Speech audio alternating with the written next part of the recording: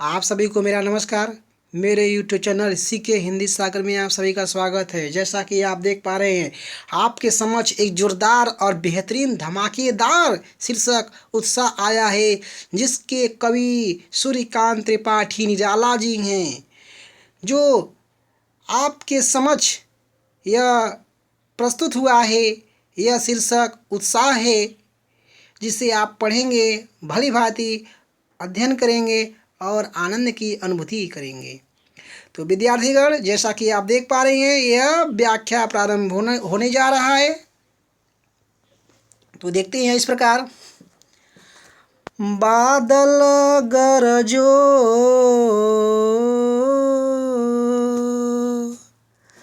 घेर घेर घोर गगन धराधर हो, ललित ललित काले घुघराले,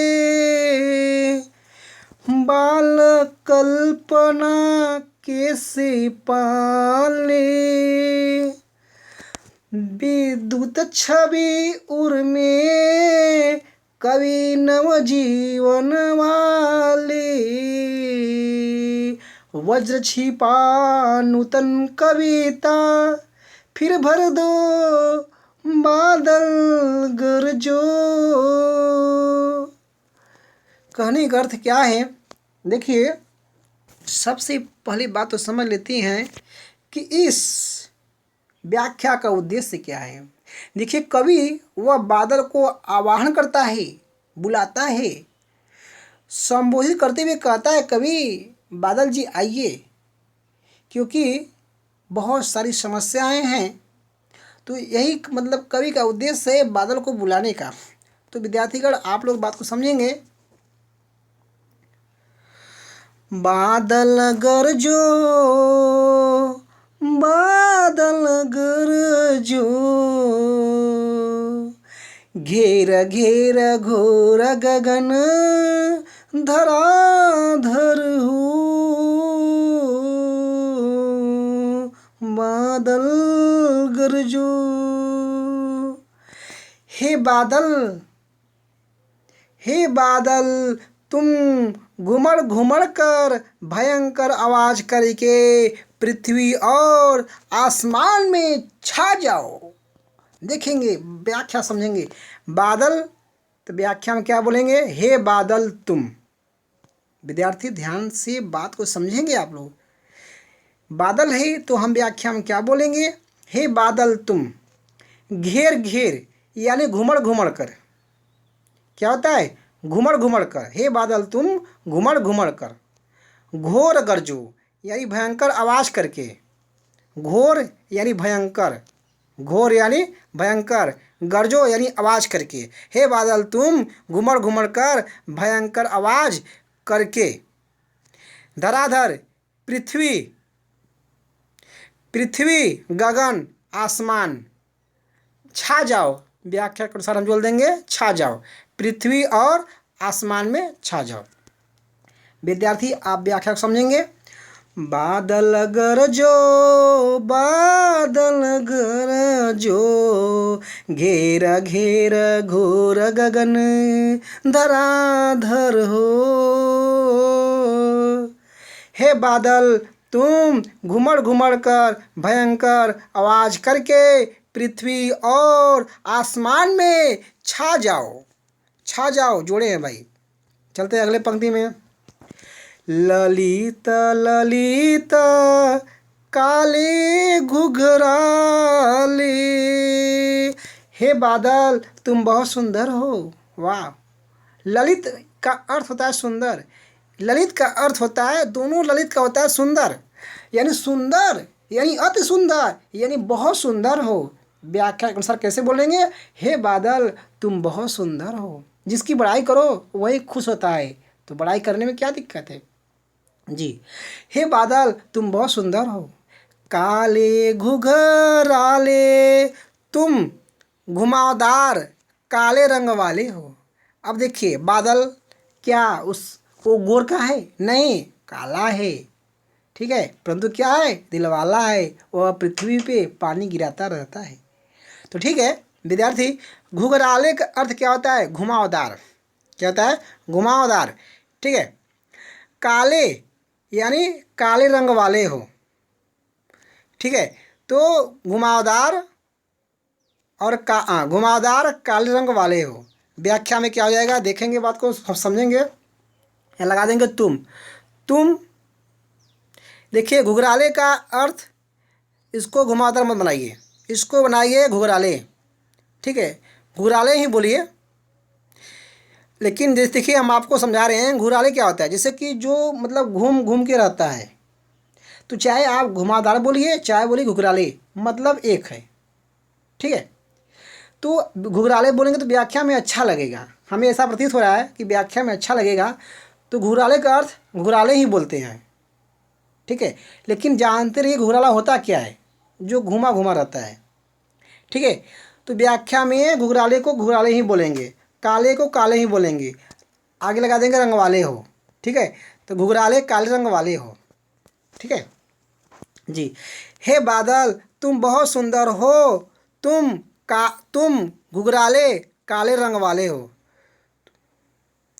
ठीक है, तुम घुघराले और लगा देंगे और तुम घुघराले और काले रंग वाले हो।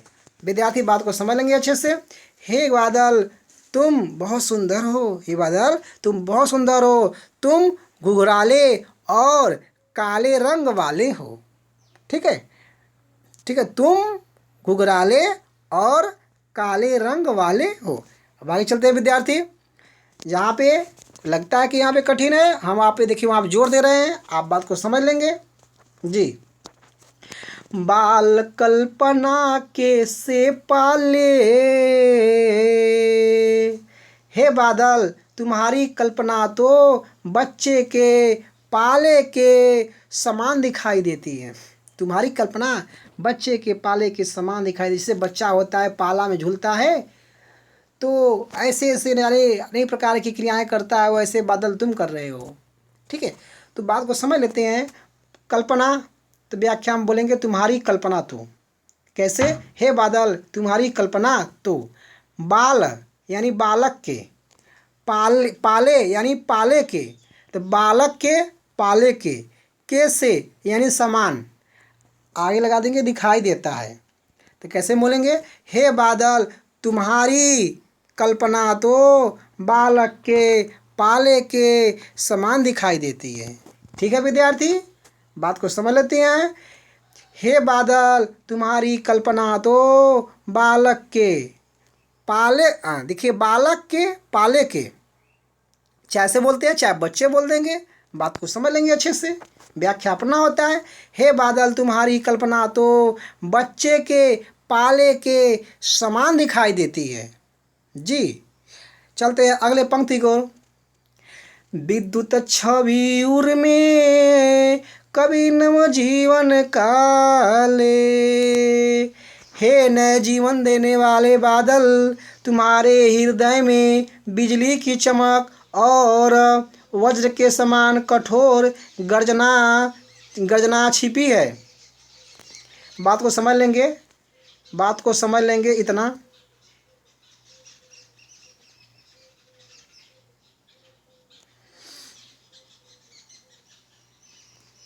ठीक है, बात को समझेंगे इतने का, डेढ़ पंक्ति का आप लोग बात समझ लेंगे। देखिए नवजीवन वाले, व्याख्या में क्या बोलेंगे, हे नए जीवन देने वाले बादल, नवजीवन वाले, व्याख्या में क्या बोलेंगे भाई, हे नए जीवन देने वाले बादल। कवि के मतलब कवि कह रहा है कि, तो इसका प्रयोग भाव के अनुसार हो जाएगा। ठीक है, हे नए जीवन देने वाले बादल, उर में यानी हृदय में, उर का अर्थ है हृदय, तो बोलेंगे तुम्हारे हृदय में, हे नए जीवन देने वाले बादल तुम्हारे हृदय में। विद्युत छवि, बिजली की चमक, क्या भाई, बिजली की चमक। अब अर्थ क्या हो गया एक पंक्ति का, समझ लेते हैं। हे नए जीवन देने वाले बादल तुम्हारे हृदय में बिजली की चमक, इतना आया सभी को। अब आगे देखते हैं। वज्र, देखिए यहाँ पे वज्र है, तो व्याख्या में क्या क्या बोलेंगे, और वज्र के समान कठोर गर्जना, छिपी है, और वज्र के समान कठोर गर्जना छिपी हुई है। वज्र क्या होता है? वज्र बहुत भयंकर होता है। तो व्याख्या के अनुसार क्या बोलेंगे? तुम्हारी वज्र के समान कठोर गर्जना, और वज्र के समान, यहाँ लगा देंगे और, ठीक है। और वज्र के समान कठोर गर्जना, ये जोड़े भाई, के समान कठोर गर्जना, ठीक है। और वज्र के समान कठोर गर्जना छिपी हुई है, ये बोलेंगे, ठीक है भाई। बात को समझ लेते हैं जी। ये आपका व्याख्या यहाँ इतना देखेंगे। हे नए जीवन देने वाले बादल, तुम्हारे हृदय में बिजली की चमक और वज्र के समान कठोर गर्जना छिपी हुई है। कहाँ? हृदय में। किसके? बादल के। क्या छिपा है? बिजली की चमक छिपा हुआ है। कहाँ? बादल के हृदय में। और क्या छिपा हुआ है? वज्र के समान कठोर गर्जना। आप लोग जानते हो कि जब बारिश होता होगा तो बादल जी कितने तेज से गरजते हैं। तो ये कहाँ है? बादल की कहाँ है? हृदय में है। क्या? गर्जना। और चमक भी कहाँ है? बादल के हृदय में है। तो वही कवि कह रहा है। क्या कह रहा है? हे नए जीवन देने वाले बादल, तुम्हारे हृदय में बिजली की चमक और वज्र के समान कठोर गर्जना छिपी हुई है। कहाँ? तुम्हारे हृदय में, ठीक है। आगे देखेंगे, देखते हैं आगे। नूतन कविता फिर भर दो बादल गरजो। हे बादल, हे बादल हमारे अंदर, हे बादल हमारे अंदर, इतना भाई जोड़े हैं। हे बादल हमारे अंदर एक बार, इतना जोड़े हैं। हे बादल हमारे अंदर एक बार, इतना जोड़े हैं। हे बादल हमारे अंदर एक बार फिर से, देखिए आप फिर है ना, फिर से नई कविता भर दो। कहाँ? हमारे अंदर। हे बादल हमारे अंदर एक बार फिर से नई कविता भर दो। देखिए नूतन का अर्थ होता है नई, कविता, फिर से। कहाँ? हमारे अंदर। हे बादल हमारे अंदर एक बार फिर से नई कविता भर दो, ठीक है। देखिए यहाँ पे क्या है, यहाँ पे आपको दिख रहा है बादल गरजो। तो इसका मतलब इसको कैसे बोलेंगे? हे बादल एक बार जरूर गरजो। इसको ऐसे बोलेंगे, हे बादल एक बार जरूर गरजो। विद्यार्थी आप सभी लोग व्याख्या को समझ लेते हैं फिर से। बादल गरजो घेर घेर घोर गगन धराधर हो। बात को समझ लेते हैं, अच्छे समझेंगे एकदम विधि पूर्वक। हे बादल तुम घुमड़ घुमड़ कर भयंकर आवाज करके, ठीक है भाई, पहला पंक्ति आपको आना ही चाहिए। हे बादल तुम घुमड़ घुमड़ कर भयंकर आवाज करके पृथ्वी और आसमान में छा जाओ। हे बादल तुम बहुत सुंदर हो। हे बादल तुम बहुत सुंदर हो। तुम घुघराले और काले रंग वाले हो, ठीक है। तुम घुघराले और काले रंग वाले हो। तुम बहुत सुंदर हो। तुम ठीक है, तुम बहुत सुंदर हो और तुम घुघराले और काले रंग वाले हो। हे बादल तुम्हारी कल्पना तो बच्चे के पाले के समान दिखाई देती है। हे नए जीवन देने वाले बादल, तुम्हारे हृदय में बिजली की चमक और वज्र के समान कठोर गर्जना छिपी हुई है। हे बादल हमारे अंदर एक बार फिर से नई कविता भर दो। हे बादल एक बार जरूर गरजो। विद्यार्थी आप लोगों ने इसको पढ़ा। अब चलते हैं आपको लेकर अगले पेज पे, देखेंगे विद्यार्थी। बिकल बिकल उन मन थे उन मन, विश्व के निधाघ के सकल जन। कहने का अर्थ क्या हो गया कि संसार के सभी लोग गर्मी के कारण व्याकुल और बेचैन है, ठीक है, व्याकुल और बेचैन है। बात को समझ लेते हैं।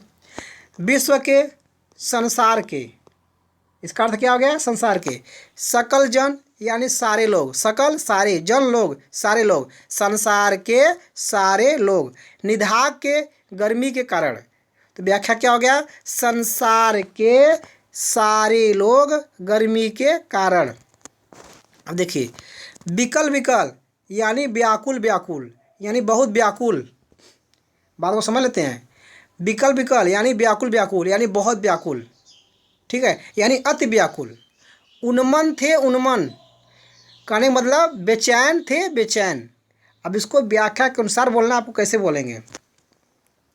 संसार के सभी लोग गर्मी के कारण बहुत व्याकुल और बहुत बेचैन हैं, ठीक है ना। विकल विकल, बहुत व्याकुल, बहुत व्याकुल, उन्मन उन्मन और बहुत बेचैन हैं। थे नहीं बोलेंगे, है बोलेंगे, ठीक है। बात समझ लेते हैं फिर से। विकल विकल उन्मन थे उन्मन, विश्व के निधाग के सकल जन। देखेंगे व्याख्या। संसार के सभी लोग गर्मी के कारण बहुत व्याकुल और जोड़े हैं, बहुत व्याकुल और बहुत बेचैन हैं, ठीक है। बात को समझ लेंगे। संसार के सभी लोग गर्मी के कारण बहुत व्याकुल और बहुत बेचैन हैं। अरे आप लोग समझते हैं जैसे कि जब जुलाई अगस्त का महीना होता है तो उसमें क्या होता है? संसार के सभी लोग गर्मी के कारण बहुत व्याकुल और बहुत बेचैन हैं। आप लोग जानते हैं ना, वही चीज़ है यहाँ पे। आगे देखते हैं। आए अज्ञात दिशा से अनंत के घन। देखिए देखिए विद्यार्थी सभी लोग यहाँ पे बात को समझ लेंगे अच्छे से। हे कभी न समाप्त होने वाले बादल, हे कभी न समाप्त होने वाले बादल, न जाने आप किस दिशा से आए हैं। बात को समझेंगे अच्छे से।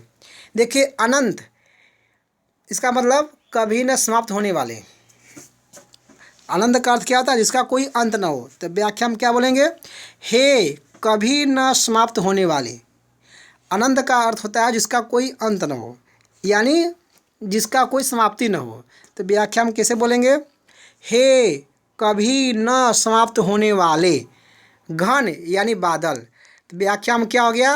हे कभी न समाप्त होने वाले बादल, आप जुड़े हैं, आप अज्ञात न जाने, आप न जाने किस जुड़े हैं, ठीक है, किस दिशा से आए हैं, ठीक है। बात समझ लेंगे अच्छे से। हे कभी न समाप्त होने वाले बादल, आप न जाने किस दिशा से आए हैं, ठीक है। अब भाई जब बादल जी आ जाते हैं, यहाँ घेर लेते हैं, तो आपको मालूम होता है कि भगवान जी किधर से आ रहे हैं। तो बस वही चीज़ है यहाँ पे है और कुछ नहीं है, ठीक है। अज्ञात का अर्थ क्या होता है? न जाने, दिशा से तो किस दिशा से, न जाने किस दिशा से आए हैं, ठीक है। व्याख्या में कैसे बोलेंगे? बात को समझ लेंगे। हे कभी न समाप्त होने वाले बादल, आप न जाने किस दिशा से आए हैं, ठीक है। चलते आगे। तप्त धारा जल से फिर शीतल कर दो बादल गरजो। कहने का अर्थ क्या है? सारी पृथ्वी तप रही है। धरा यानी पृथ्वी, तो बोलेंगे सारी पृथ्वी। तप्त यानी तप रही है, यानी गर्म है, ठीक है। तो धरा यानी पृथ्वी, बोलेंगे सारी पृथ्वी। तप्त यानी तप रही है, ठीक है। तो व्याख्या में कैसे बोलेंगे? हे बादल सारी पृथ्वी, हे बादल सारी पृथ्वी तप रही है, ठीक है। हे बादल सारी पृथ्वी तप रही है। बात को समझेंगे आगे फिर से। अब आगे देखेंगे। हे बादल एक बार फिर से, देखिए यहाँ देखिए, हे बादल एक बार, इतना जोड़े हैं। हे बादल एक बार, इतना भाई जोड़े हैं। हे बादल एक बार फिर से अपने वर्षा के, यहाँ जोड़े हैं क्या? अपने वर्षा के जल से शीतल कर दो। क्या? पृथ्वी को शीतल कर दो। बात को समझ लेंगे अच्छे से। देखिए यहाँ जल है ना, तो बोलेंगे अपने वर्षा के जल से, क्योंकि जल है तो वर्षा का जल होगा, तो किसका होगा? अपने, यानी बदल के। व्याख्या में क्या बोलेंगे? अपने वर्षा के जल से। फिर से यानी हे बादल एक बार फिर से अपने वर्षा के जल से शीतल कर दो, यानी ठंडा कर दो। तो किसको? पृथ्वी को। तो पृथ्वी को शीतल कर दो, यानी पृथ्वी को ठंडा कर दो। बात को समझ लेंगे फिर से। हे बादल एक बार फिर से अपने वर्षा के जल से पृथ्वी को ठंडा कर दो। हे बादल एक बार जरूर गरजो। व्याख्या देख लेंगे, ये 6 पंक्ति का केवल व्याख्या देखेंगे। संसार के सारे लोग गर्मी के कारण बहुत व्याकुल और बहुत बेचैन हैं। हे कभी न समाप्त होने वाले बादल, आप न जाने किस दिशा से आए हैं। सारी पृथ्वी तप रही है, सारी पृथ्वी तप रही है, सारी पृथ्वी तप रही है। हे बादल एक बार फिर से अपने वर्षा के जल से पृथ्वी को ठंडा कर दो। हे बादल एक बार जरूर गरजो। विद्यार्थीगण, आप लोगों ने भली भांति पढ़ा, समझा। हमें उम्मीद है कि आपको आया होगा। और जल्द मिलते हैं अगले वीडियो में। अगला वीडियो नए शीर्षक के साथ मिलेंगे और जोरदार तरीके से मिलेंगे विद्यार्थीगण। तब तक के लिए बेस्ट ऑफ लक।